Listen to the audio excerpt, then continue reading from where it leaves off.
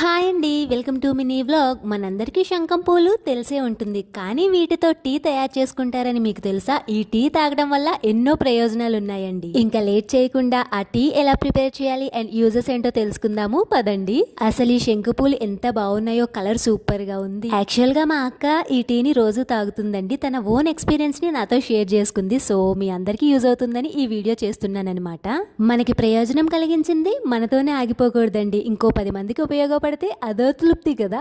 ఒక glass water ని గిన్నెలో తీసుకొని 3 పువ్వుల రేకల్ని తీసి వేసుకున్నానండి. ఆ తర్వాత మూత పెట్టి 10 మినిట్స్ వరకు మరిగించాలి.